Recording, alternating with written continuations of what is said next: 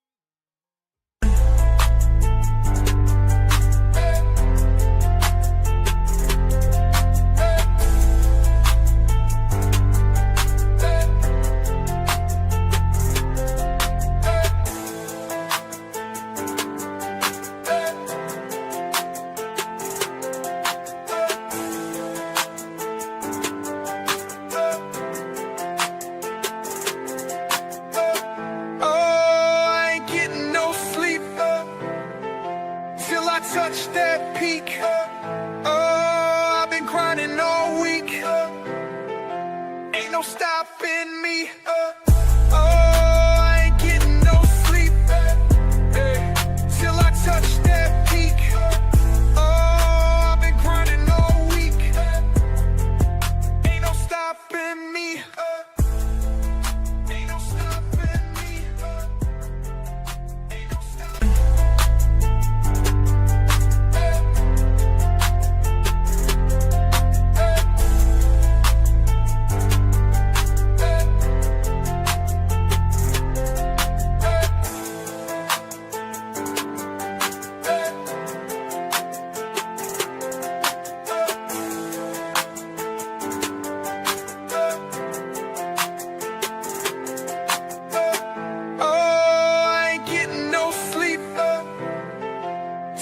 Touch that peak. I've been grinding all week.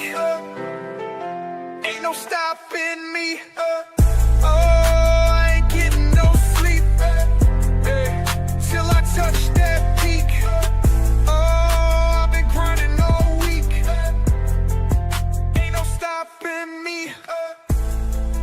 Ain't no stopping me. Ain't no stopping me.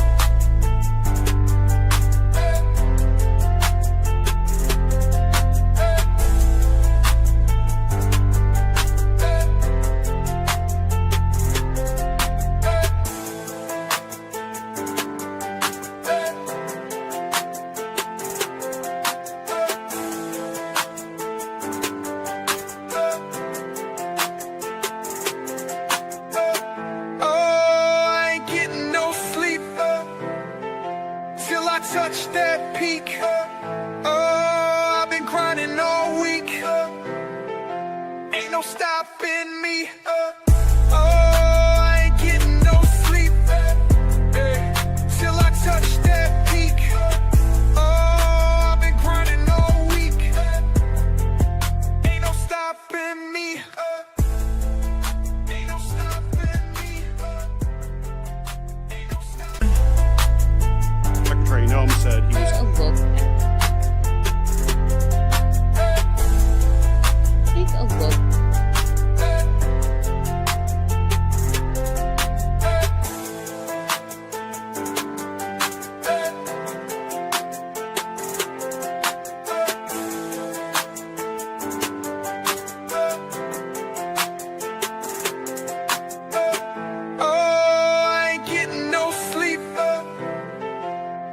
touch that peak. Oh, I've been grinding all week. Ain't no stopping me. Oh, I ain't getting no sleep. Till I touch that peak. Oh, I've been grinding all week. Ain't no stopping me. Ain't no stopping me. Ain't no stopping me.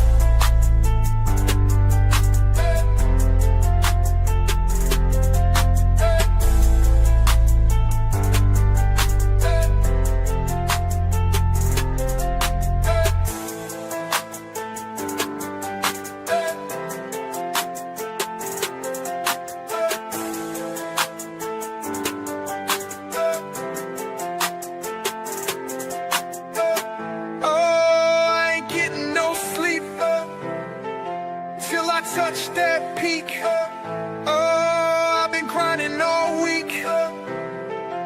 Ain't no stopping me. Oh, I ain't getting no sleep.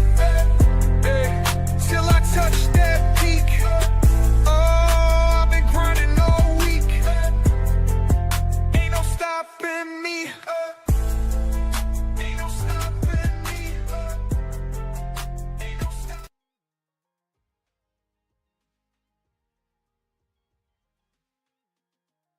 Been looking at because it has the name of the lawmaker and it says search histories. So it looks like the Justice Department was watching lawmakers and what they were trying to find out of the unredacted Epstein files. We talked to a lawmaker from California who said she figures they kind of wanted to get out ahead of whatever lawmakers would be asking in the hearing.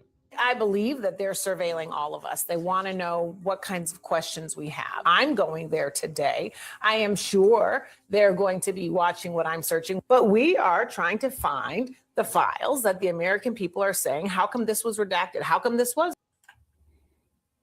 Yeah. How come, Pam Bondi? Man, oh man, bombshells coming out of D.C. My goodness. I mean, Pam Bondi was basically getting laughed out the door. She basically had one foot out the door, so to speak. But man, she threw a Hail Mary. She threw a Hail Mary during this during the congressional hearing that I didn't even think she was capable of. All right. Now, whether she was right, whether she was wrong, I mean, that's not really for me to decide.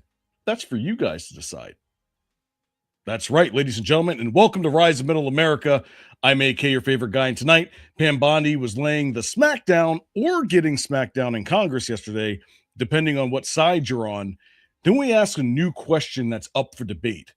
Is AI taking over the job market? Is it not? Is it helping? Well, I guess we're going to find out, so sit back and relax as Rise of Middle America starts now. I'm hiding all me, so lonely. I'm hiding all me, so lonely.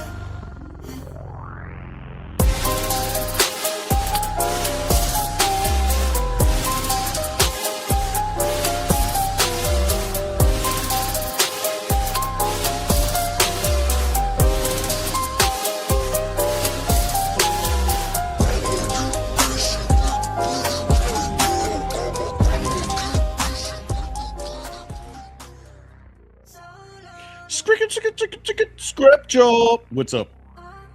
Oh, you know, just trying to see how many degrees of separation I have between myself and the world's most notorious pedophile.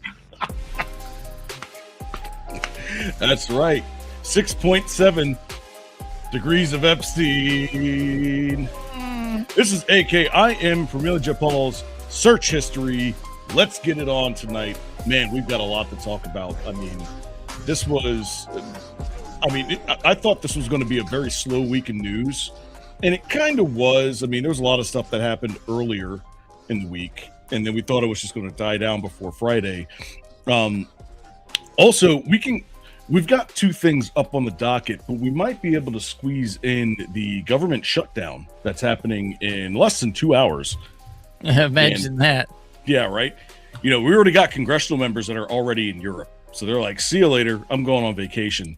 Bro, at this point, expecting a government shut or not expecting a government shutdown is what it is. We haven't passed a clean budget since Clinton, and they're technically supposed to do that every month. Pretty much. They basically just made it up as they went for 40 years. Yeah, 30 something, 40 years. Something. Yeah, I mean, all they did was just take the old one and slap a whole bunch of new stuff on it and then just signed off and was like, see you later.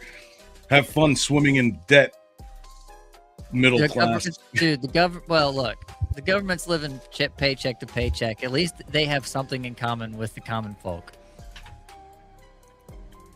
Well, technically, we're living paycheck to paycheck with them. Or is that what you said? That's what I'm saying. Is like the joke is at least the government is at least Uncle Sam is living paycheck to paycheck like the rest of us. That's what I should have said. Yeah, pretty much. Continue. I mean, Uncle Sam is basically about to file for unemployment. But anyways, before we get started, make sure you go to risemiddleamerica.com and check out our lineup of podcasts from history to news, pop culture, true crime. We have a show for all your needs. We also got a Discord where all the magic for Rise of Middle America happens. You want to be a podcast host, producer, researcher, writer for us, it's the only place where you can be a part of the fastest growing podcast community on the net, or you can just come hang out with us. I mean, I think we're cool guys. I mean, we were cool enough to have been on Timcast IRL a year ago tonight. That's right. Well, by day of the week. Technically, it was the 14th, which is tomorrow. Don't forget to go to our shop and pick up some gifts for your Valentine's. Absolutely. You can put AK's face on a tank top. It's great. Yeah, we got Mr. Ohio Man over here. I think you've got your own merch as well. I think I'm on one somewhere. That's right. Yes, don't forget to like, comment, subscribe, hit that notification button. Please share the show with all your friends. I know I just cut you off. Go ahead. You're on the roll. You're on the roll, man. No, and also stick around for some promo code for Salty Roots. Salty Roots, USDA grass-fed beef tallow. SaltyRootsTallow.com. This is the coffee vanilla. I know you've got the beard oil. I do have the beard oil. This stuff smells so good you want to eat it, but don't. It's not that kind of USDA beef tallow. It's something else. It's got more stuff in it than you can digest. Disclaimer. Disclaimer. But your skin will appreciate you. Yes, it will. All right. You know what? I think it's time. Let's do it. Roma's Rants.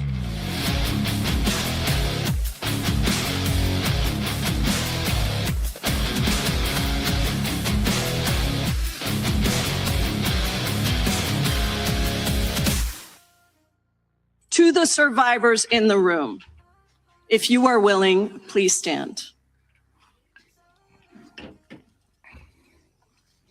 And if you are willing, please raise your hands if you have still not been able to meet with this Department of Justice.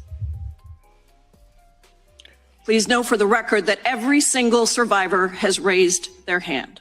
Will you turn to the survivors? This is not about anybody that came before you. It is about you taking responsibility for your Department of Justice and the harm that it has done to the survivors who are standing right behind you and are waiting for you to turn to them and apologize for what your Department of Justice has done.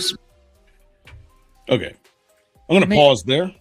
Man, let me just say, it is the snakest thing to just up and do that to anybody. Up and do that. The grilling somebody in the court of public opinion like that and just absolutely just, but Pam knows it's coming. Pam knows it's coming. Oh, absolutely. Yeah. And I don't doubt that she has a legitimate concern, right? Because, but the only thing I didn't like about that is that she said, who cares about what happened before us? Who cares if it's my party that did this. That Right. didn't do anything. Right. Because my party couldn't do anything wrong. It's your Like, turn to bear the burden. Like we did everything we were supposed to do. They just completely glossed over the fact that an entire other administration had 4 years, and then before that, how about had that? 8 years. And then it's like Jesus. And then it happened during the 8 years prior to that, and everybody knew about it. Everybody knew about it, right? So, I mean, you're half right.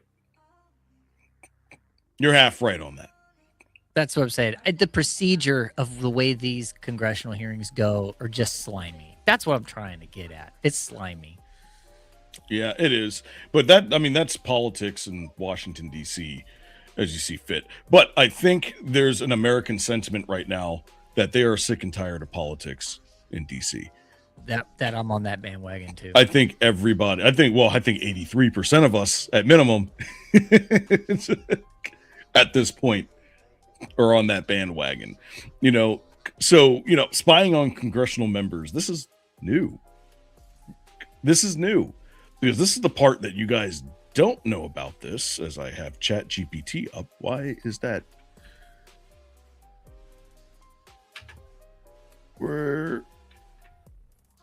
I am missing a video.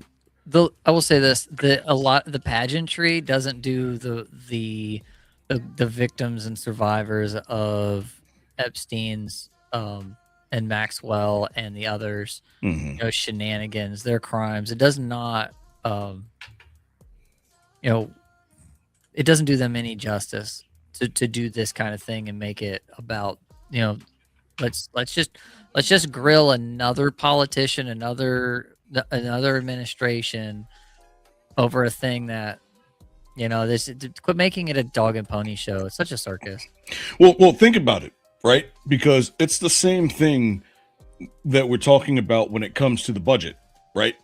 With the budget, all they do is they say, we're just going to add this in and we're going to kick this off to our kids and let them figure it out. Yeah. But now all of a sudden,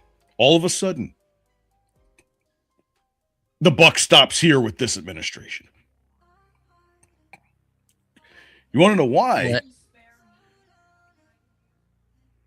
Because they were going to use this. They had to. This was going to be their talking point for the midterms. But it ended up blowing up in their face. Oh, let's go. So now it's, well, okay, everything's done here. Let's just shut down the government. Let's have no security for anything here in the country. And if something happens, Trump's the one in charge. So it's his fault. Imagine that. It's so they should not even be allowed to leave. It's so disingenuous. It's the same stuff they did back when EBT and SNAP benefits was an issue, and we talked about that. The same thing, same tool to bludgeon the other side with. But I see you got an article up there. What's CNN have to say? Well, this is CNBC. Is it CNBC? Okay, you got a different one. Here's the other side to this. Okay. All right. Pam Bondi has Representative Jayapal. I think that's Jayapal, right? Jayapal? Jayapal? Yeah, Jayapal DOJ database search history at the hearing. Now, as you can see right here, that's her name, everything that she searched for, and then had all of the faces around. Imagine that. I'm surprised they got a clear photo of this. That's for sure. Bro, that's a meme template if I've ever seen one. Oh, man. I bet you in the next 24 hours, we're going to see this photo with that piece of paper completely wiped and all kinds of stuff inside that folder. Oh, dude. I can only imagine at the top, it's going to say 6.7 degrees of Epstein. Friday, Elizabeth.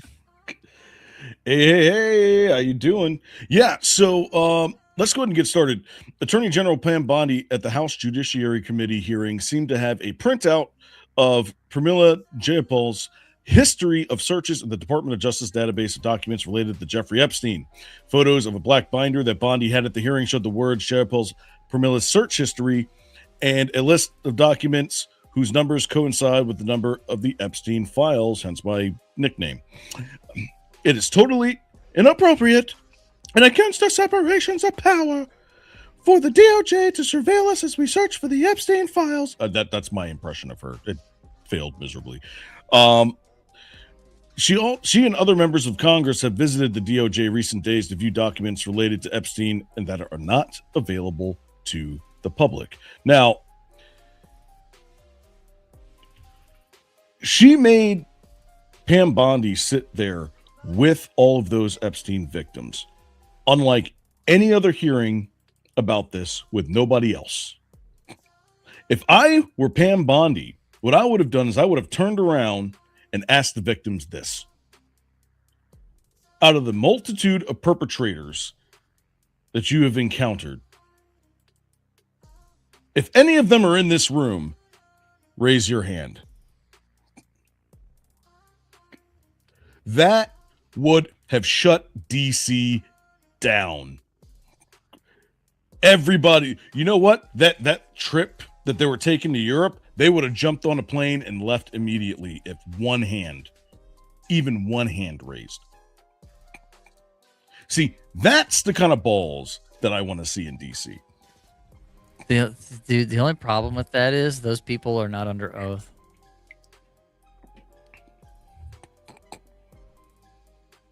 If the person who's assaulted you is in the room and you're not under oath and you raise your hand, it's like okay, you're just kind of like but I get what you're saying. It's how do you turn the tables on these people if they're in there? If it's like, okay, you want chaos? I heard you like chaos, so I got chaos for your chaos. Yeah, just like that. Fight fire with fire. Because I'm going to be honest with you. I still kind of want Bondi out of there. Oh, yeah. Yeah. I still want her out of there. She has...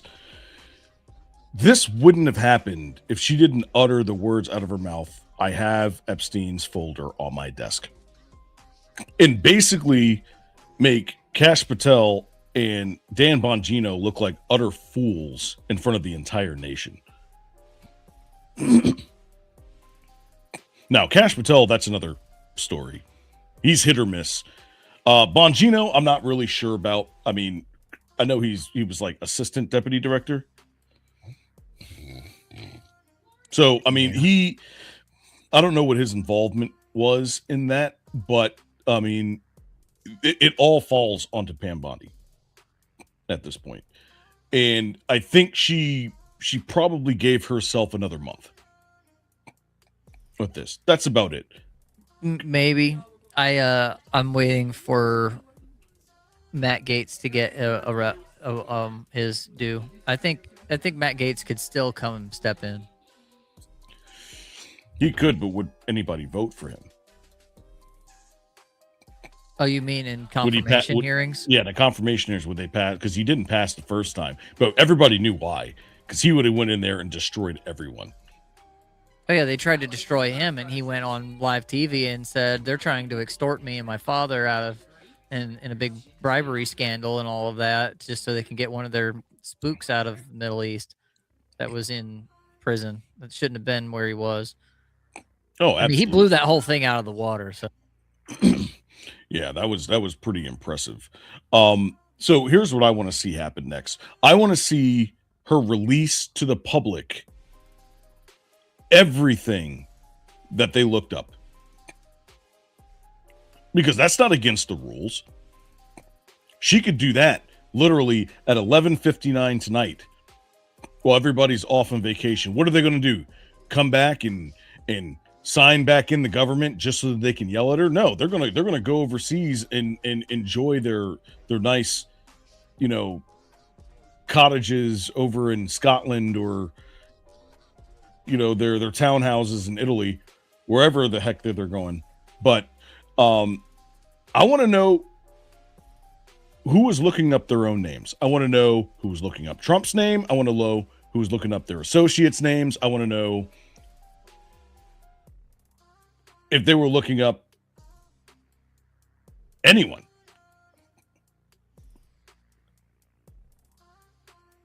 Because it's clear that they're not Washington's not getting out of this alive if we don't get some information soon.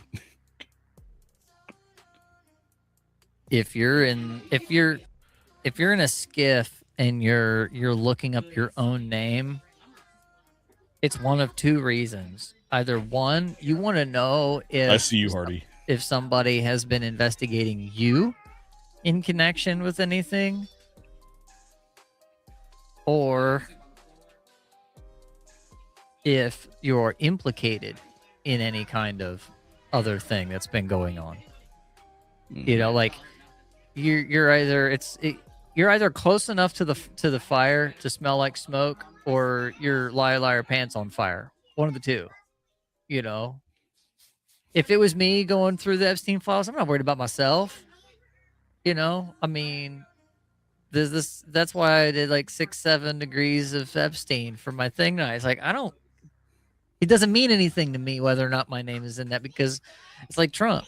You know, the only thing of finding Trump's name in there does is just prove that he's not a scumbag. Yeah, I mean, I think that gig is up. I really do. I mean, I'm sorry, I set off a bomb in the house because I said 6-7, and the girls that are on the other side of my monitor absolutely lit up, and they just started running around 6-7, 6-7. I did it to myself. That's hilarious. Yeah. Here's the thing, guys. I've already got all the files. So they better hope that they get this stuff out before I get a hold of it. Because sometime in the near future, I am doing a 5-part series on the Epstein files. Oh, no. It's already in the works. Oh, no. Part 1 is already done. How? So, Part 2 is going to be very ugly. is this going to be like when I went on the 3 and 4 levels of QAnon? Are we going down AK's? Oh, this is 10 times worse. Oh, I'll bet. Oh, yeah. And some of this stuff from the Epstein files has even circled back to Q. The Q stuff, and people who I was piecing together that are associated or very likely to be associated with the whole QAnon phenomenon. So we may have to cross notes on some of this. Oh, yeah. I mean, there's at least 3 or 4 different episodes that we've had that has information that we were right about that were in the Epstein files. So this is I'm gonna create some clips from us from way back when we were talking about this stuff, because, like, I hate to say it, but how many times have we been right? We're just not big enough to get the words out. I'm going to tell you right now. And it's not like we're Nostradamusing ourselves into being, once in a while getting kind of close. All you have to do is pay attention enough to go, you know what? I don't really, based on A, B, and C, I think D is next. Yeah. Oh no, I'm going straight to AA. Oh no, AK is going to weaponize autism.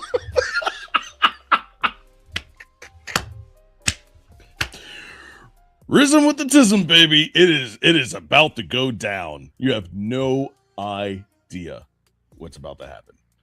So, yeah. Whoop, whoop. Not really much else to say about this, but we're going to make sure that we get the information out to you guys, because I think so. Here's the thing. The first part is going to be about how it all started, right? The second part is going to be about the good guys, right? the third part and the fourth part are going to be about all the bad guys, and some of the fifth part. And then all the stuff that you missed will be in the fifth episode that nobody knows right now. I'm going to tell you, it's going to be ugly. So stay tuned with us, and we'll make sure we get that out to you. What's going on, folks? AK with Roma Nation here. This week is powered by Salty Roots Tallow, a brand that brings skincare back to the basics of nature and nourishment. At Salty Roots, their mission is to craft a premium American-made skincare products harnessing the nourishing power of grass-fed tallow and natural minerals for clean, holistic health.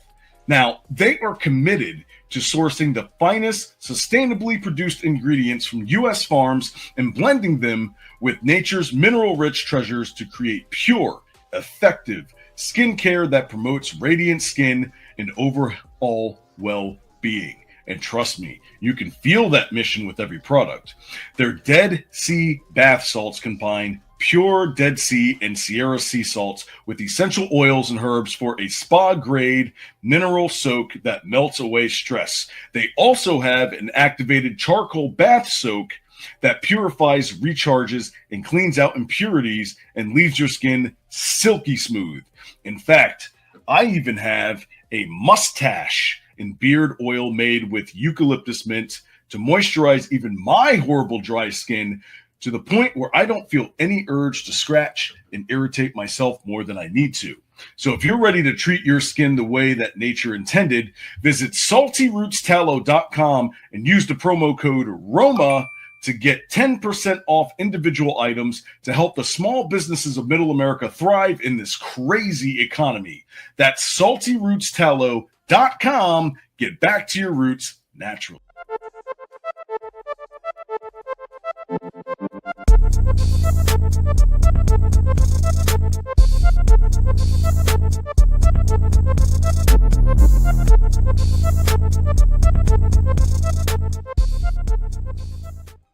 As artificial intelligence continues to progress, could we soon see some entry-level jobs disappear? In recent weeks, a few of Silicon Valley's top leaders have warned that AI is coming for people's jobs, and fast. Michael Yoshida has more. As the artificial intelligence boom continues to accelerate, some industry insiders, including the CEO of one of the world's leading artificial intelligence labs, are ringing the warning bell. Compared to previous technology changes, I'm a little bit more worried about the labor impact simply because it's happening so fast that yes, people will adapt, but they may not adapt fast enough. Experts are split on just how quickly and drastically AI will upend the job market. Still, impacts are being felt. Entry-level jobs, that first rung on the career ladder, are breaking down a bit. LinkedIn's Anish Raman says it's one of the most challenging job markets for young people in decades. The knowledge economy that we have been in for the last half century, it's on the way out. If you're worried AI is coming for your job, Raman says focus on non-technical skills, what he calls the 5 C's: curiosity, compassion, courage, creativity, and communication. Okay.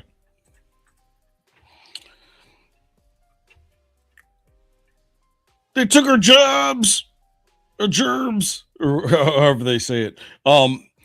So obviously tonight it's going to be this versus that, AI versus the job market, right? You know, the thing is, it's not that AI is just going to take over, right? Because you have to go back in history. When you had, say, the Rust Belt, right? Or the car manufacturing plants way back when. And, you know, people would put the cars together with tools and just send it right out their merry way. Then they came up with the robotic arms that came in. And guess what? It replaced a bunch of jobs. But what it also did is it created new ones, because who's going to create those robotic arms? Who's going to program them? Right? I almost got when I was working at a manufacturing plant doing auto parts, we were doing seats for like Honda CRVs and some of the pivot arms for the back seats of Escalades and Navigators and whatnot. Mm-hmm. A lot of those welding jobs, you were just taking parts and sticking them on a fixture and then hitting the button. It would flip over. The robot would weld like a whole big panel full of stuff, and they'd flip back over. You take the completed part off, throw it in a bin on a skid, and just reset. I almost got the night shift job because every time my robots would break, I knew exactly what to look for with the welding when it would do a bad weld. They were like, dude, you do a night shift? I was like, I can't do a night shift. Like, I'll fall asleep on my way home from work. But you're right. Like, there's a demand for knowing two parts. One, the job at hand, and what the new technology is that you need to be leveraging within the not the market. So the market is the labor, but the on the employer side, on the actual business side of things, where the technology is moving the industry forward. Exactly, right? Because when we try to explain this, imagine if a new technology comes out that your your business 10 times more efficient, right? And you say, yeah, you know what? I like the old way. It's better. Well, guess what's going to happen? Your competitor is going to look at that and say, okay, I'll take it. And then they become 10 times faster and 10 times more efficient. And then now, by the time you catch up, it'll be too late because that next big thing just came out. And you're powerless to stop it, and there's no way for you to catch up with the industry, right? So the employers are stuck between this balance of, I really want my employees to succeed, but I also need to make sure that I can keep up with the fast-paced market so that I don't fall behind and then my employees don't have a job. So you're kind of stuck between a rock and a hard place. Now, this is a lot of things that people don't understand real quick, especially when it comes to the job market. You know how when people say, oh, well, you have all this money, so you can pay for this, or you can pay for that, or you can pay for, even with my job, where people are like, you got a multi-million-dollar company, you should be able to do this one thing that inconveniences me but doesn't stop my actual product from working, that's going to cost the company hundreds of millions of dollars. That's not really going to fix anything, right? It works on the consumer side as well. Go ahead. No, you're right. You're right. Right. So what are we talking about? It's really about power. It's a power grab. It's always about a power grab. It's always about who's going to make the most money. It's always about that. But, who gets it, who loses it, and what happens when the economy starts running on machines that don't sleep, don't take PTO, and don't ask for a raise, right? Because I don't think every company is sitting here looking like, no, we can't give you a raise because we like you where you're at. No, if you do a great job and you do what you're supposed to do and you do things that help the company succeed, they're going to pay you more. Yes. If you can increase your human capital, you're going to stick around longer. You have to be ahead of the curve. People who sit around and collect paychecks, I'm sorry, but you don't deserve to just get moved along like how they do in schools these days, where they just rubber stamp kids' grade cards and they move them to the next grade. You don't get promotions like that these days. You either our buddies that are devs, they're saying things like, either next year I have a job running the AI platform, the agentic part of this business, or I do nothing. He has to find something completely different to do. Right. So with that being said, like, what are the pros and cons of AI in the workforce, right? So the pros are, the productivity jump. One person can now do what used to take a small team of researchers, drafts, data analysis, coding, supports, customer replies, those types of things, right? And when you think about it, it's a lot of jobs where people sit down and their productivity is based off of how fast they can type on a computer. And that's it. They're not laying bricks. They're not fixing cars. They're not doing things that keep society moving.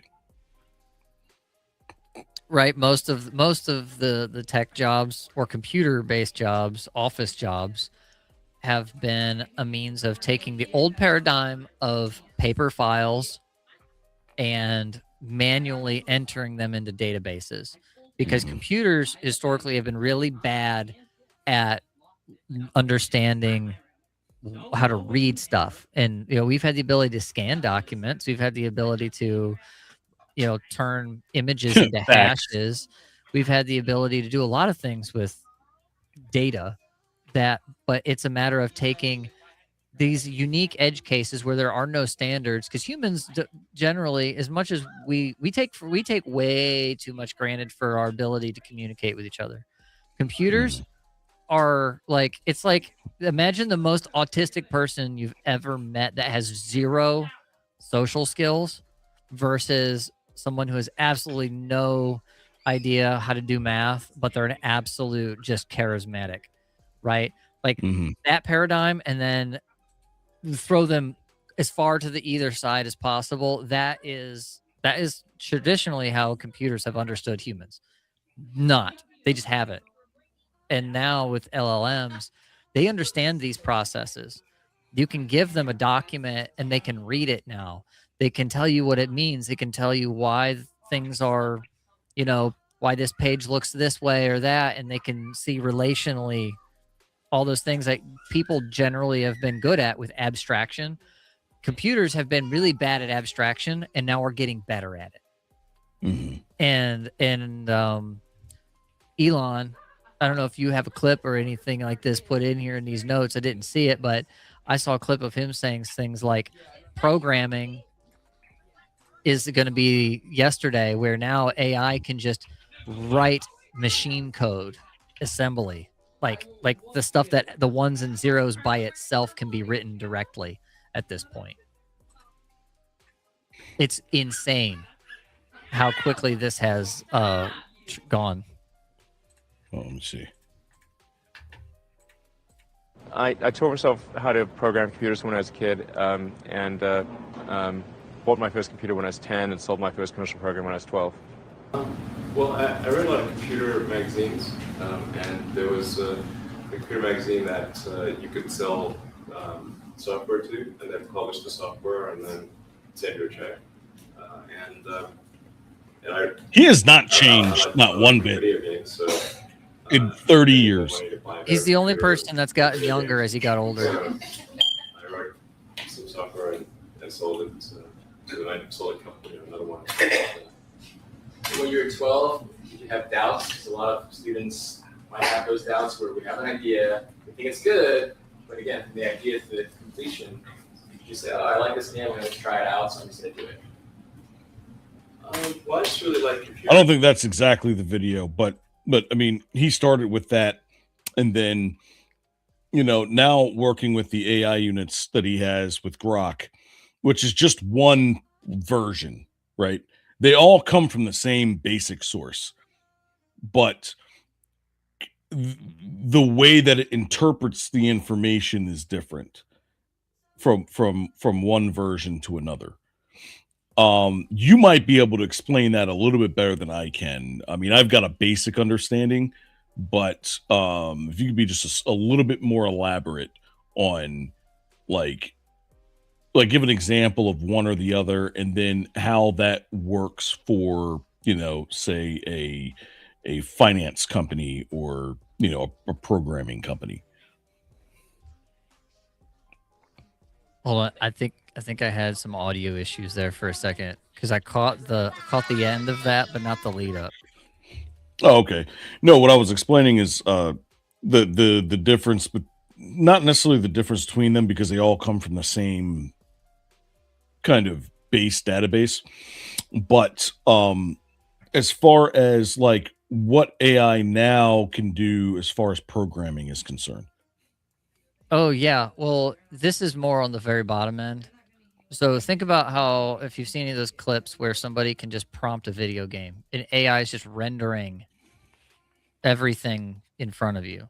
There's no code, there's no backend, there's no source code, there's no engine. It's just the AI displaying everything in front of you based on a prompt. They started doing that with like these Minecraft lookalikes that were basically like They were the equivalent of the first AI videos where Will Smith was eating spaghetti and it was really terrible. Oh yeah, it was bad. Now, but have you seen the stuff with Kling 3.0? Kling 3.0 with video, you can hardly tell that it's AI. Kling Kling 3.0, you can hardly tell that it's AI. That's what I'm talking about on the code level. Instead of it being where you're writing code for a video game and then you have a rendering engine and everything, it's like, no, the AI just has direct access to your graphics card and then puts it on your screen. But on the code level, what they're going to be able to do is prompt it, and instead of it writing HTML, CSS, PHP, JavaScript, C#, whatever that code language is, it's just going to write assembly. That's just the ones and zeros that run on the processor directly is what AI is at the level of now from what Elon has been saying. Exactly. It's like you don't like all of these decades and years of trying to develop languages that then are compiled into ones and zeros or interpreted into ones and zeros that run at when you execute it. Instead, it's going to just be ones and zeros directly out of the agentic system. Exactly. Jimmy Johnson says, just joining. Have you guys talked about Elon being in the Epstein files and wanting to party on Christmas morning? I did see something about that, but it was kind of interesting when I read it, because it's like at first I was like, wow, I'm not surprised. I mean, Elon was married to Grimes. I see the kind of women he's into. That doesn't make it's not surprising, but that was fake.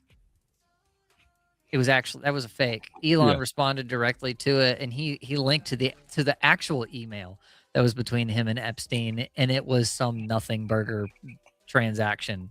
Yeah, he was I'm too busy. I got to go do other stuff. Yeah, right. It was Epstein trying to bait him in, and he just blew him off.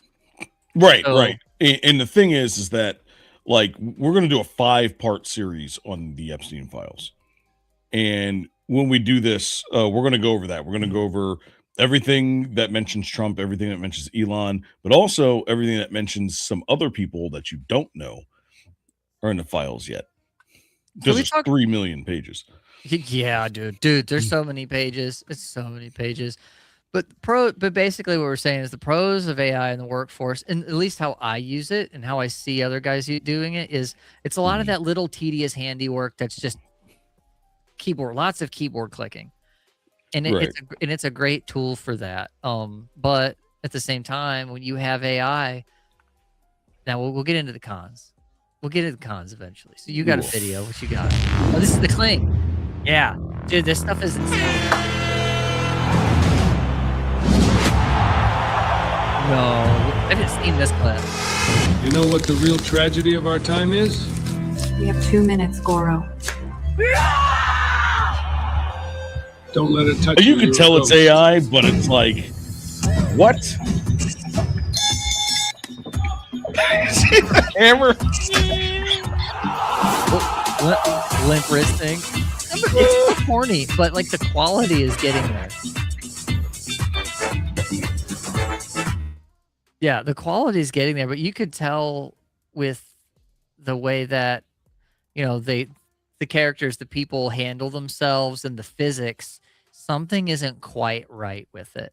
Right. It still has it's still inside the uncanny valley just enough to be like, I know what I'm looking at here.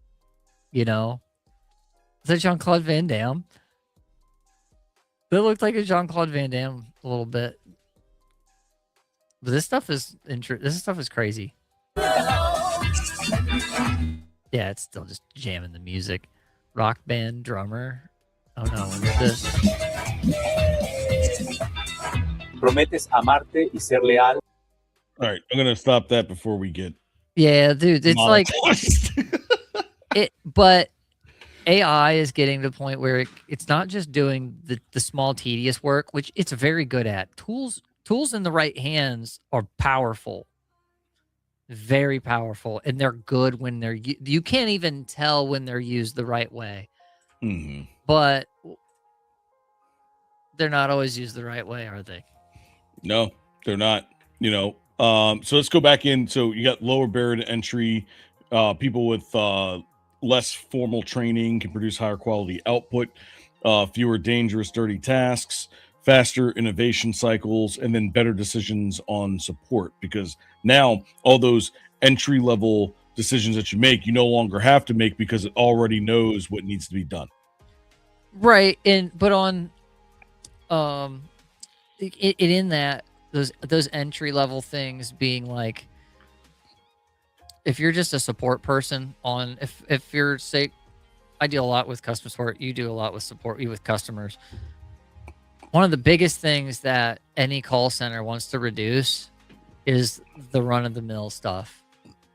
That every day, just like basic questions that nobody wants to answer over and over and over again.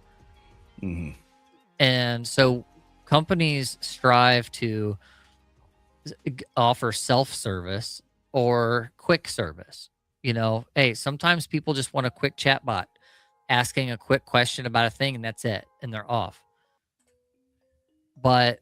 And what that does is it allows you, once you take the bell curve of the majority of those calls that come in that are repetitious, and you figure out, okay, what's the best answer for this type of call and how to deal with this kind of person, you can start to offload some of that stuff to an AI or to a chat bot in ways that allow you to service really high friction customers. Because some people are just going to keep pounding their way through, and you're going to have to talk to people. And you should talk to people. You should have a human at the end of the day that's there with their eyes on what's happening and how the customers are being serviced. Yeah, exactly. So we talked about all the good things, right? So what about the bad, right? And, job displacement, right? Because, there's roles that are built around routine knowledge that get squeezed, admin, basic analysis, entry level creativity and support, wage pressure, skill atrophy, surveillance and control, concentration of power, bias and errors of scale, right? Like, there's going to be problems with this. And the thing is that when you look at how far AI has come in the last 2 years, it's only going to get faster. Yeah. So let's get some real types of examples of some of this stuff. The big one is the two big ones that always pop out to me are like the job displacement and skill atrophy, slop, right? We talk about AI slop all the time. Job displacement, when you displace people too quick and you just move them out and say, all right, this job I'm going to put an AI in because I've documented all of these workflows, I've documented all of these questions, all of these support things, and all of this stuff. This AI is like 80%. It's MVP. It's minimum viable product. I'm going to run with it because I can eliminate 20% of my workforce that's just sitting there on the phones or jamming away at their keyboard. Well, if you implement the AI and the automation too soon, automation's great. Like we were saying before, some things need to be automated. But when you take the workforce that has the essential knowledge and you just replace it overnight, you lose some of that abstraction. You lose some of that problem-solving skills of people that have been dealing with that industry, that particular workflow for years and years, and you need them. The best thing to do with them is to move them. Okay, we're going to automate the worst part of your job. We want to automate so that way we can free you up to do this other thing. That's how they're doing stuff in my employer's place. And so you end up with, but the other thing being that, and when you continue to have them, you can correct for slop. That's the other thing, because you need somebody to train your models and have good information going in. And even if you're not training your own models, you need people that understand the process enough to build good prompts because AI doesn't just out of the box know how to do your job. You have to give it some context. You have to give it some information to work with, right? Keeping those people around reduces the skill atrophy. It reduces the job displacement. The wage pressure, yeah, if AI is making that, is bringing down the overhead, but in reality, what it's doing is it's freeing up manpower to make you more profitable. Yes, in business, it's easier to spend less in order to make more money, perceptively, to have a higher margin. You're not making more money, you just have a higher margin.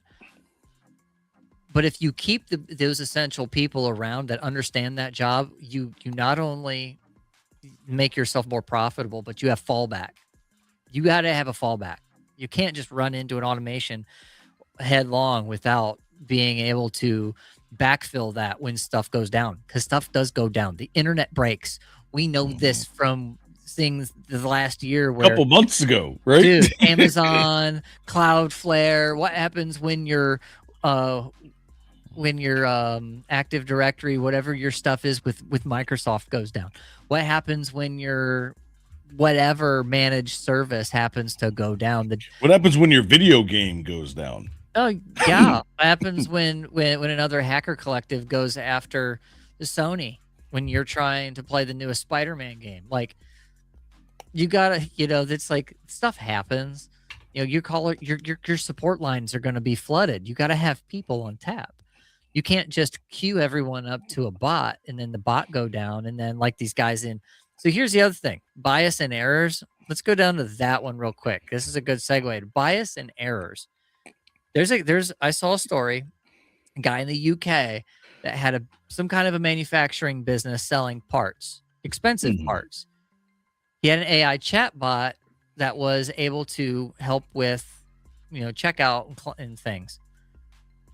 Some genius figured out how to talk that AI chatbot into giving him a 80% discount on his cart. He bought thousands of dollars of product, and now because it's in the UK and their consumer protection laws are a little bit different than here, the guy's about to lose his shirt. He's about to lose his shirt because the customer is threatening to take him to small claims court, and he doesn't have anything to back him in the legal system to say, look, this was a technical error. It's like, how do I know this is a technical error? This is your company telling me I have 80% discount. They're trying to cancel the order, but so you have to have controls on these things. You can't just open up AI. If you do, there's two things to break AI. One is talk to it long enough, it'll break itself. Or if it doesn't break itself, eventually there are people that are really good at trapping AI in its own logic loops and breaking out of them. Jailbreaking AI is just a thing that some people enjoy doing. You cannot trust just the general public to have full access to your AI models. You have to have controls and restraints on them. You have to have checks and balances. Yes, and this is exactly the reason why you have to have human support. Yes. For logic. Right? For logical situations, not just situations that are difficult, but for situations that it hasn't dealt with yet. Because once it hits that, it's going to hit a wall.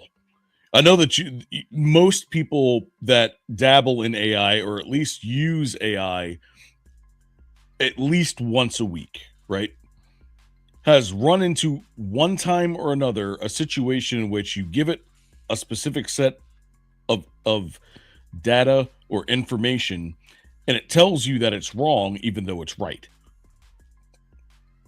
Right? And then you have to go in. Yeah, exactly. And then you have to go in and you have to say, oh, no. I have this, and this that prove that this is right. And it still tells you that it's wrong. At that point, it's so broken that you have to start a new conversation, new context. I don't know what it is on the back end that when they break like that, but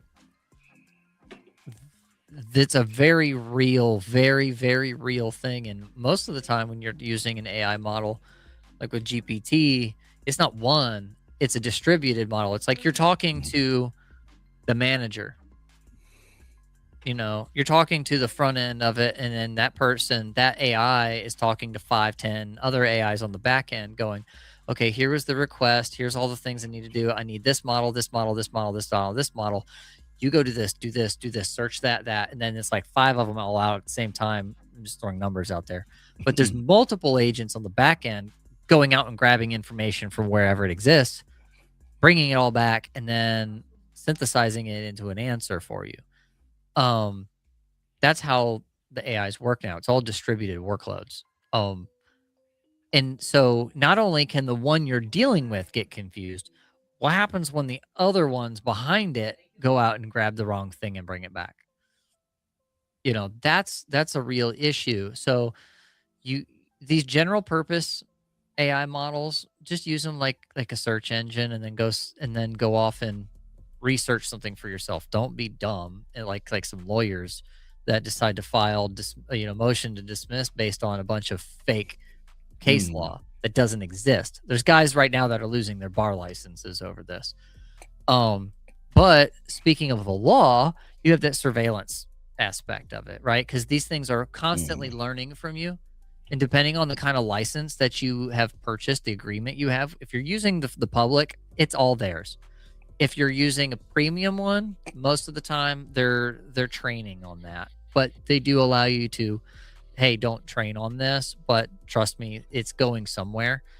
And then the only time you kind of have some kind of reasonable expectation of privacy is when you sign like BAAs. And those are enterprise level contracts where you get your own sandboxed, database of stuff for your company, which even then is still data on Anthropic or OpenAI or Microsoft's or whoever's AI platform. Yep. All they're doing is sectioning off a database for those for you that their AI model exists within, but they still have all of it.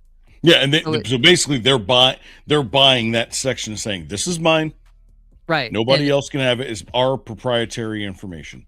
Right. So your proprietary information supposedly never makes it into the general like AI modeling training like pool of data that Anthropic or OpenAI or Microsoft are using for their agents.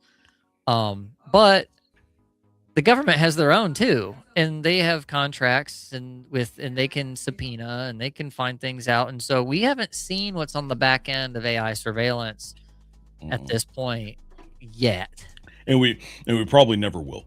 Because by the time we see the things that they know they can see today, they will be 50 years ahead in others, right? So you kind of have to think, all right, well, if you're going to make laws on this and you're going to be able to use that against your own citizens, your citizens should have the right to know what's going on that end, because this isn't case law yet. No, we're in really new territory right now. Right. We're getting into like actual Minority Report territory. Mm-hmm. Yeah, to the point where, this is why you have terms of service. Like when you use, like what we're using here, like StreamYard and Discord and Facebook and Instagram and YouTube and all this other stuff. The thing is that they're going to be on the government side, because the government is going to be what protects them if something bad happens, and it all comes from them. The government's going to protect them. Well, the government's going to protect their contractors. Mm-hmm. We've seen now AI companies like OpenAI, where they were contracting with was it NVIDIA?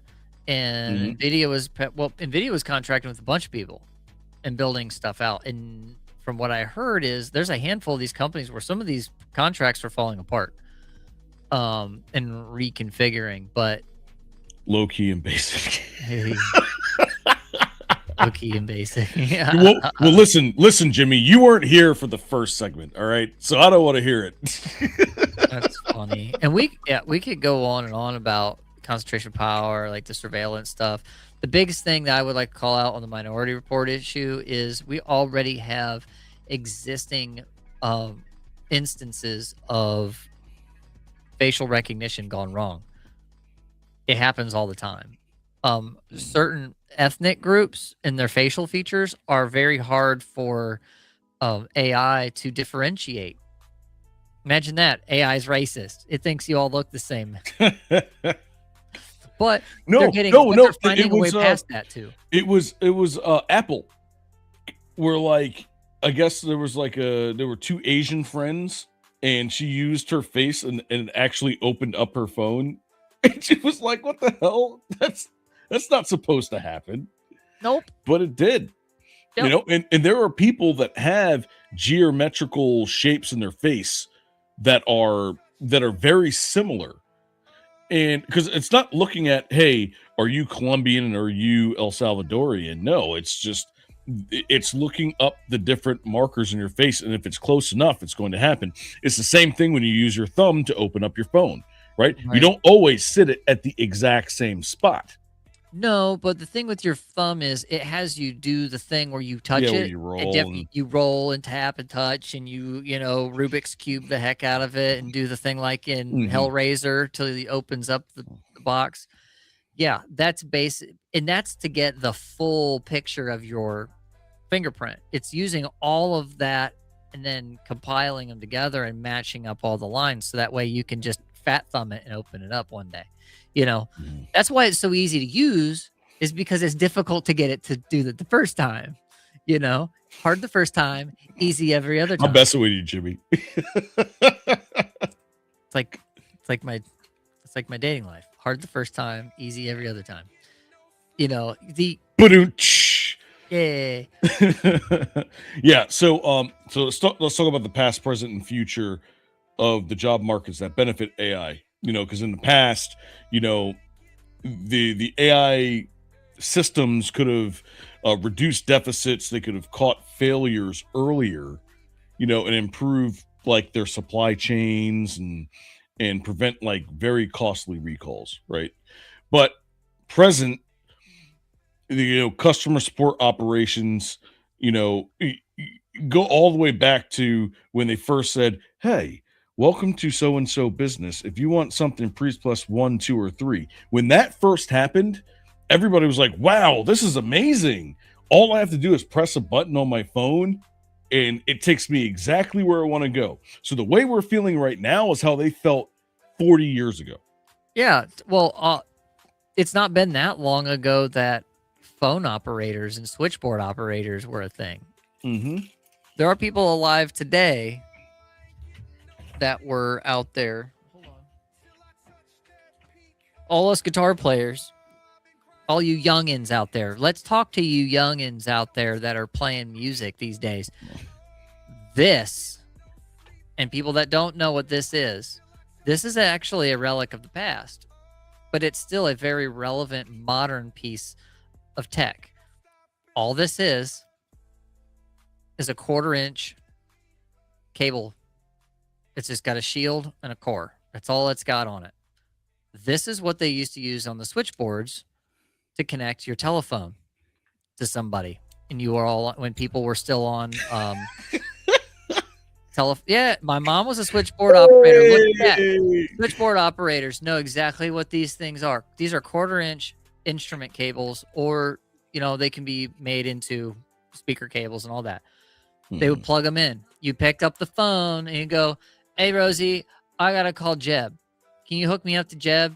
"Yeah, what's, blah, blah, blah, blah." And they would literally take one end of this that was plugged into your phone when you called in, and they would take the other end and physically plug it into Jeb's line. And they would pick up and say, "Hey, so-and-so is calling you, Jeb." Okay, and they would ring it. It would ring in your house. That's how it would work. Through these. But we still use these today. For guitars and music and stuff. And eventually automated dialing happened. And then eventually you call into a business and it says, "Please press 1. Please press 2. En español, marque 5." That kind of stuff. Yeah, This exactly. is no different now. Now you just have something where you don't need a switchboard. You don't even need the the press 1, 2, 3, 4 Cinco de Mayo. All you need is an AI that, you start talking in whatever language you understand, and it goes, hey, this is Espanol. I'm going to start talking back in Espanol and get you right where you need to be. Like, that's how good it is now. Yeah, that and speaking of that, Jimmy, that's what my grandmother used to do for the company that she worked for. And it's a very prominent food company. I'm not going to dox myself, but she worked for a very prominent food company at their headquarters, and that was her first. Actually, no, I lied. Her first job was the mailroom, and the month that she started working was the year that I was born. So that same month, less than a month later, I was born. And then 2 years after that, she moved over into the call center. And for 3 years, until they got the landlines, she was doing that. Like, that's insane. That's insane. But yeah, so let's talk about what is AI and what is the market, right? So AI is like it's a labor saving tool, right? It reduces the human interaction to prevent mistakes, um, to create new roles. What it does is it takes less time to complete a particular set of skills that would been required for humans for years. And we were on our way there. Like, when you look at places like South Korea and Japan, they've been using this stuff for years. I'm not saying they're ahead of us. I'm just saying the moment they got something new, they implemented it, and then everybody was better off because of it. Yep. So now we talk about the market. So that is the system that reacts, right? It cuts costs, price shifts, demand changes, gets reassigned, and then new roles appear out of that same set labor. It's just in a different department. That's really all it is. That's really all AI is. AI, all it's doing is taking work from here and moving it over here. Now, in some industries, it's a little bit different than that because, in the auto industry, having 5 people work on putting together an axle for a car when now an arm can do it itself, it replaces all 5 of those people. We get that. But when it comes to the trucking industry, if you have automated trucks driving across the country, yeah, it replaces those guys, but at what cost? Because there's always a cost on both sides. and the other thing about automated systems is the cost of. Here you go, Jimmy. And these automated trucks and cars, frankly, terrify me. Mm-hmm. We've seen what can happen with vehicles where the Waymos, you get 3 Waymos, and they don't know which way to go. When they're all at one intersection, they get deadlocked, and so they have to have a human on the back end of the Waymo deadlock to remote in and drive the car, and back it up, move it, and drive it, or to select which car is supposed to go next. Trucks, man, they're big, and when big things go wrong, they go wrong big. You know what I mean? I would hate to see an automated truck going down the road and then it lose brakes and not know how to find the off ramp for the emergency thing. Like, that would be the most terrifying thing. I'm sure somebody would be able to think through that whole process. So you still need people that are able to react in the moment. When things go wrong, there's so many pieces that have to be connected. It has to be so redundant. You have to think through every permutation of fail in order to save it. It works both ways, though, right? Because AI works through every permutation that humans can create, but humans have a finite amount of issues, whereas AI has only the amount of issues that it can solve that humans can give it. So it's like this circle Yeah, I can see where you're going with that. that's constantly going through. And I have to do this. Say my name, bitch. You know why, right? Because the Funk Master General has gifted 10 Rise of Middle America memberships. There we go. Look at that. Oh, and look at this. Jimmy got one. Finally got one. Look at that, bro. Nice. Congratulations, man. Holy crap. Thank you so much, Funk Master. Funk Master is our number one fan, by the way. Oh, this guy has been here. I mean, he wasn't there day one, but when he came in, he made his presence known. So we appreciate everything that you do for us. Yeah, you made it. We might not agree on everything, but I do agree that you should be heard, because this is Middle America, baby. Let's go.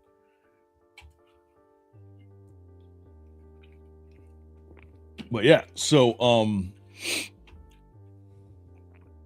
what changed over the last 20 years, right? Actually, let's see, what's Hardy say? I think the advancement of AI and automation to do the jobs of people, it's because there would be a whole lot less people. That's another aspect. We didn't even talk about that part. Because I'm not saying that the bell curve for humans have gone down, but it's definitely gone from this to that.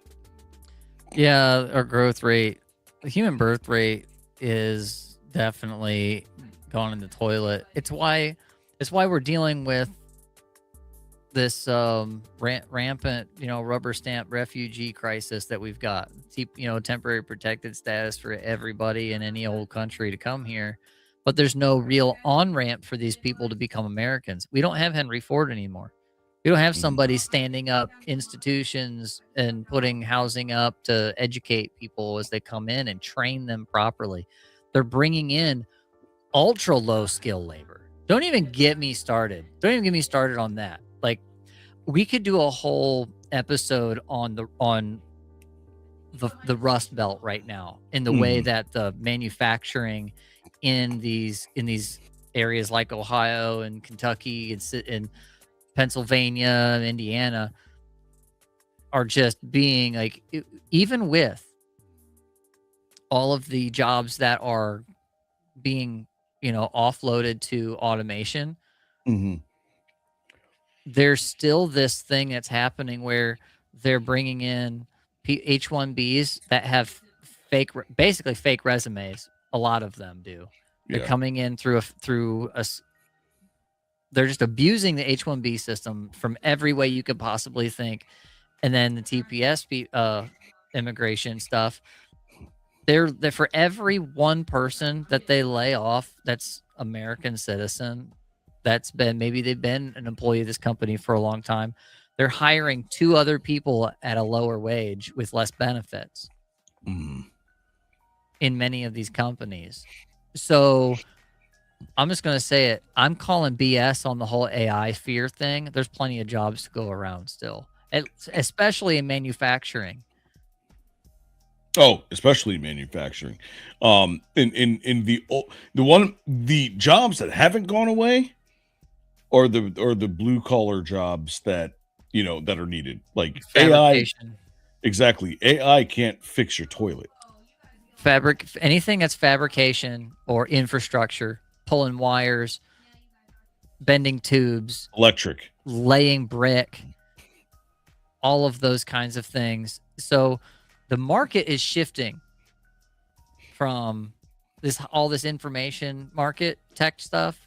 Okay, we've solved basically we've created the tractor, the digital farming tractor, which is AI that solves the issue of having to manually pick the fruit. That's it. We've picked whatever it is out of the fields. Like, we have fixed that. Now we've freed up this workforce that has been sitting on its hind end not doing nothing to either A, now there's no job. Even though there's less jobs in that sector, some of those people are going to continue to work in their industry because they have essential knowledge. But then there will be less of those jobs available for new people, and so guess what? They're going to be diverted.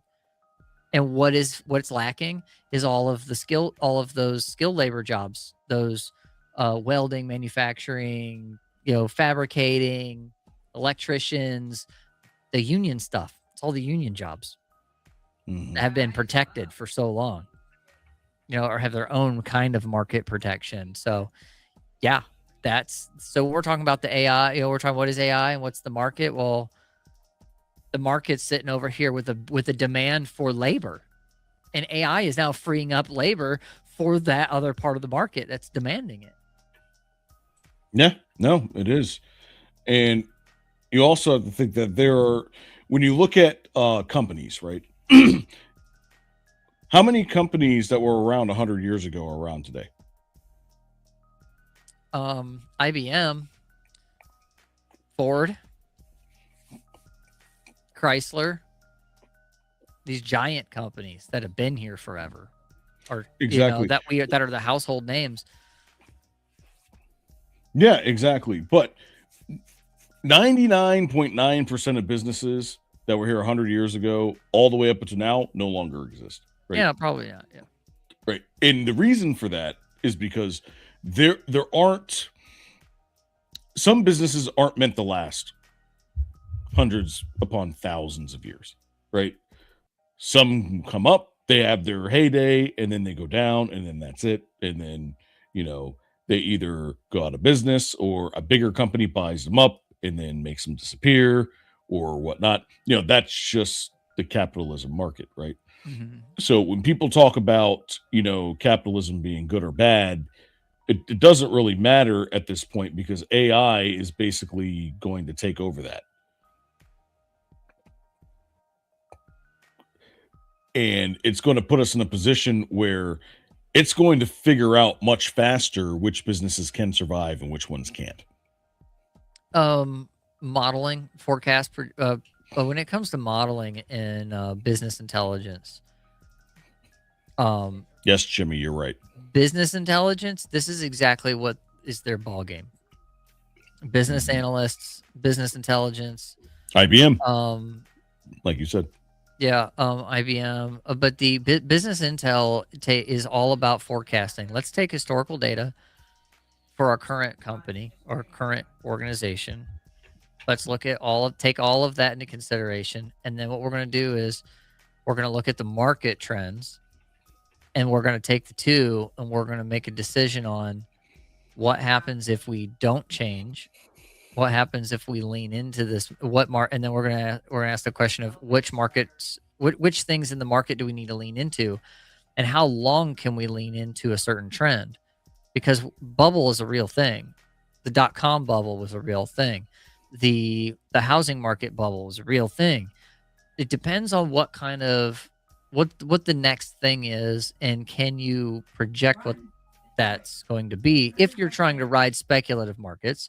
Or if you're in essential markets and you're looking at, okay, where am I going to get my supplies from? Where am I going to get this? What's the new technology to make this cheaper? What's the emerging tech? Can I invest now? Should I save here? Where can I cut there?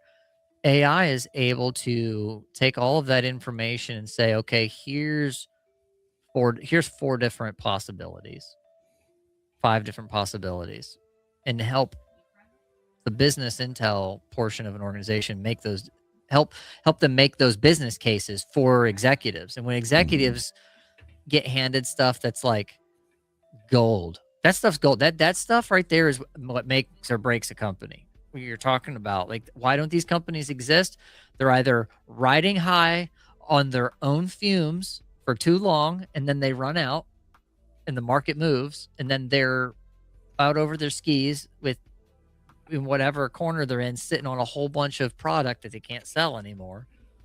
Or they ramp down production, they sell out of things, and they invest back into the business in the next product. What's the next part of the iteration of what we do, whether our product is a service or a widget or whatever. or consult or appliances are perfect on this, because when you look at dryers from 20 years ago to now, dryers 20 years ago were all exactly the same. And the reason why I use dryers is because they all work exactly the same. The internals are exactly the same. a drum, a heating element, a belt, and a motor, and a that's timer. It. That And is maybe you had a heat. Maybe you had a heat setting. I had an Armana. I had an Armana gas dryer when we first moved into here. We couldn't hook it up. We ended up selling it to my brother-in-law. But we bought it in our old house. I found it for $20 at a secondhand shop. An Armana gas dryer. That thing would dry your clothes in minutes. Not like it was great. Do you know what it's like to pull fresh socks out of the dryer? And not just like dry socks that like static and shock the crap out of you and then your foot's all cramped up. I mean like nice and warm. When you have a gas dryer, it's dry, but it's not so dry that it's like crinkly and weird. It's soft because hydrocarbons are not dry heat when they burn. So it puts a little bit of moisture back into the air. So it's a little bit of natural softening when you have that. Yeah. I had a customer That's today great. that had a dryer, a gas dryer that had been working since 1973. That's awesome. 1973. And Don't there let- was a don't let the EPA button. find out. There was a button in the center. Yeah, right. There was a button in the center that said delicates. Wow. And all you had to do was press that button and it brought the ampage down. Oh yeah. That was it. That's great. I mean, she moved into the house in 1996. But yet she had that dryer since 1973. And the only reason why she had to get rid of it is because the company is no longer in business. But everything is the same. What brand was it? Oh, gee. I think it was a GE. Like an old GE that was they just discontinued it. It was like a top of the line GE from 70. That cost $17. You know what else it could have been? If it's that old, it could have been a Tappan. It could have been a Westinghouse. And I know where those plants used to be because I was born not too far from there. And those are Rust Belt relics that nobody even knows to care about anymore. Oh man. We're gonna have to do an entire past, present, future of the Rust Belt. We're gonna have to. We're gonna have to do. I'm down. I'm down now. I really want to get into the nitty gritty on that in Pennsylvania, Ohio. Oh man, those Pennsylvania, Ohio boys. Oh man! All right, we got like 7 minutes here, so brother. Yeah. So let's go ahead and finish this out. So what does AI mean for mechanics? Because automation takes something that takes 8 hours and turns it into 2. 8 minutes turns it into 2 minutes. Right? It encourages one person and tools versus teams. Right? It reprices the labor market. Wages fall where tasks become I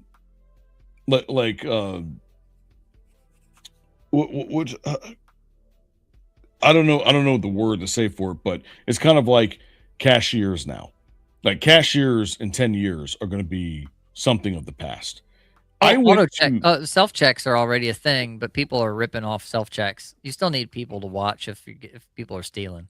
Oh, absolutely. But I went to a Taco Bell about 2 weeks ago, and I came up and it was like, "This is Taco Bell's automated service. What can I get for you?" And I was like, "Can I get a number 10? What else would you like? What type of drink?" I was like, "Baja Blast." The drive-through.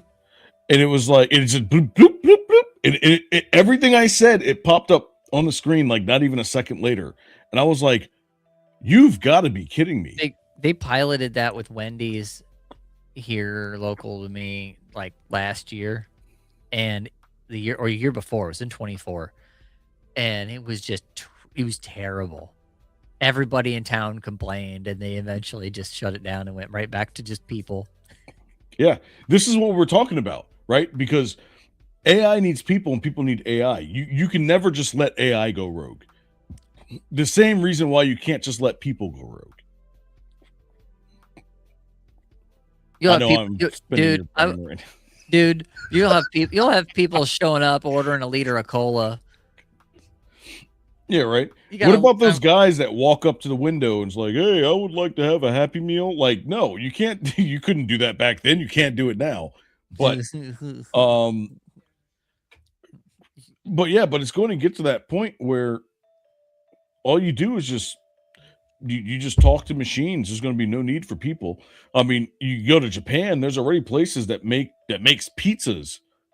All you got to do is talk to the machine and it'll make the pizza in the window, and you can see it go through the oven. It's all transparent, and then it drops it into a box, and arms just come in, close the box, and and it shoots it out to you. Like, it's crazy. Yeah. But, if something breaks there and you're like, "Hi, I would like to have one pepperoni pizza," and it gives you 20, somebody's got to fix it. Be like that guy in the UK getting an 80% discount on a Big Mac. I was about to go there, but you already stole the words right out of my mouth. Right. So this is what AI does. The that is what does the market do? It reorganizes companies as flatter structures, fewer layers, more output per worker. It creates second order demand, or each side, is on a tight on air line, so to speak. And but the lies with AI is turning task exposure into mass unemployment uncertainty, because we have no idea if somebody's going to come up with something that basically we'll go back to fast food. Somebody creates an AI system and a robotic system that can talk to each other, and you're able to go to the window and say, "Hey, I would like," and it automatically knows what you want. You pull up and it says, "Would you like the usual, John?"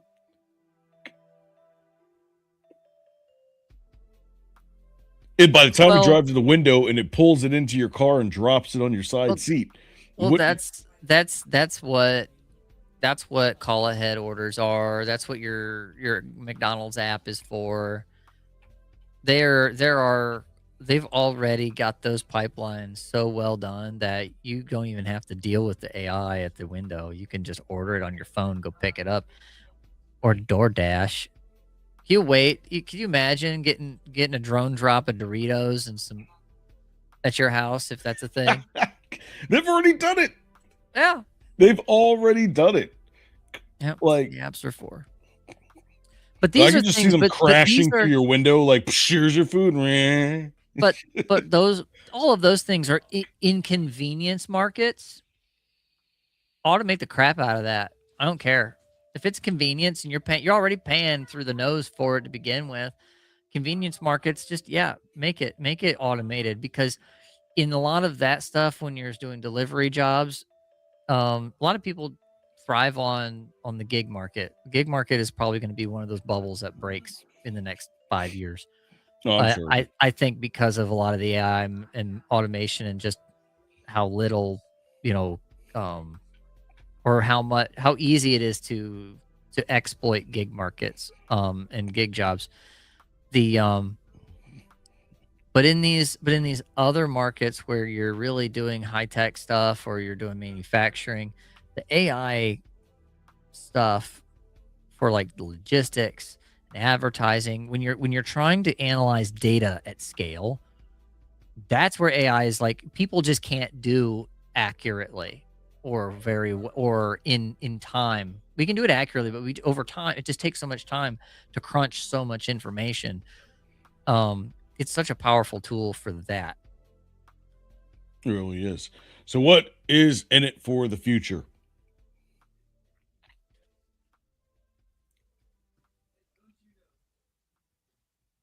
We'll see the job labor shift, the market shift. You're gonna have people right now that are every market, every bubble that you have. You're always gonna have the people that get in late hurt the most. The people who have been in those job industries for a long time generally are going to be okay. People that have figured out how to live and make money, and they're going to generally be okay. Anybody who's kind of mid-tier and down, it's not looking so great. And if you're trying to get into a market, into a job field where AI is about to eat your lunch, you better be a prompt engineer. You better be somebody who can adapt and learn quickly, and also is a wizard with being able to do AI stuff and have a good understanding of it. Otherwise, there's no point in trying to jump into into some of these fields. I'm not saying you shouldn't be interested and curious about technology and doing code work and doing your own thing. There's plenty of hobbyists out there. I've been running Linux for years now, decade, but better the part of it. Not really maybe about 15 years. I've probably been messing with Linux and probably only been running it straight for about 10.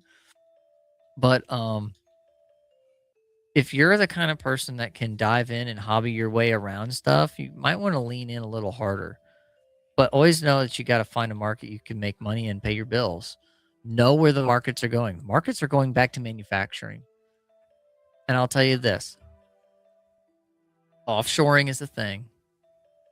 But reverse offshoring is also a thing where we're some of the things that the Trump administration is trying to deal with as far as, or is kind of edging on dealing with domestic manufacturing. But what China has done with, and this will be my little intro to my little teaser to what we should talk about with the Rust Belt stuff, is the market's about to shift from all this information tech age, because all the tedious work is going to be done by AI and a handful of really skilled people that know how to leverage it.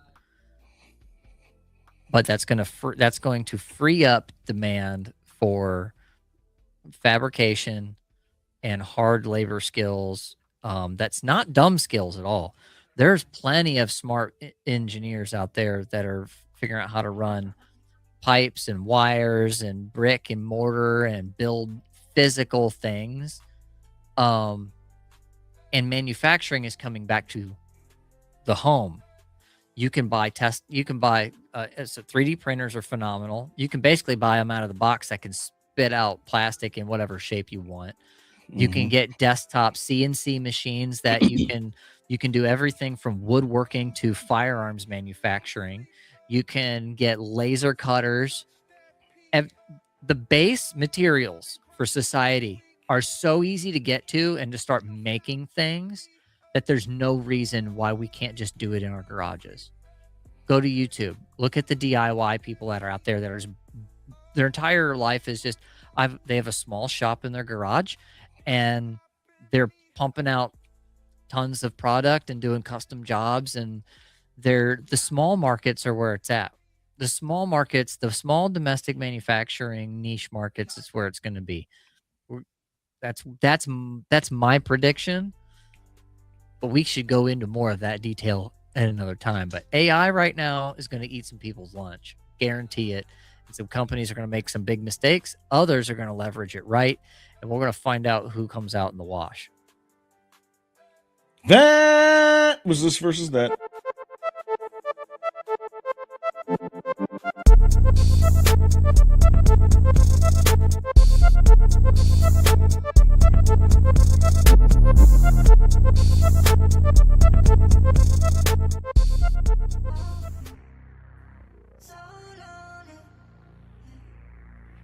Yes, sir. I'm glad you were on this episode because you know way more about AI than I do. And I need to start getting with the program. I really do. I just need to find a problem and let AI find the solution. And then just retire. I like tacos. You like... And I like beer. You already know. All right, folks, make sure you go to riseofmiddleamerica.com to see our myriad of shows.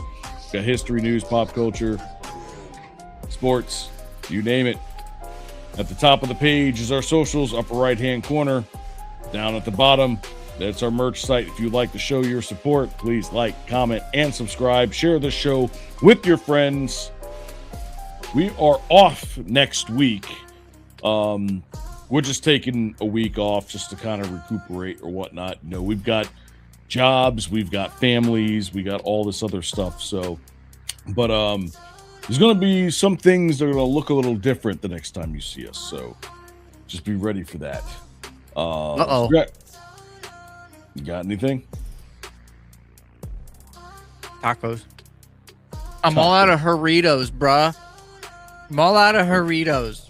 Oh, I'm sorry. Jimmy asked us a question. He was like, can you guys talk about those guitars in your back wall and when are you going to rip some tunes? Yeah. In the Discord. We can rip them in the Discord all the time. Yes. I sit in Discord and play time to time and hang out. I know we hang out over at Timcast quite a bit, but we do hang out over on Roma server as well. A lot of times we like to get in there and just sit and listen to music. We'll listen to music, talk about music, chill. We're working on other stuff. If I'm working on my guitars, if I'm out in the shop, out in the garage, I'll be on. You guys can come in and see, you know, what I'm working on. If I'm working on some country stuff, some gospel music with my buddy that I grew up playing with when I first started playing in bands. I'm starting to ramp some of that hobby up a little bit. So, you know, keep. Did you see the video from Facebook? Yes, I did. Did you see that? I did. Got my seal out. That was awesome. I loved how you had it like side by side. But again, if you guys want to see that stuff, join our Discord. He's working on some of the country gospel music. I'm working on metalcore. I know that sounds kind of funny, right?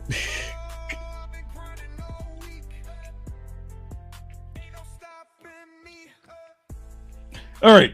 We're getting delirious. We need to go to bed. So you guys have a great night, and we will see you guys in 2 weeks. Peace out.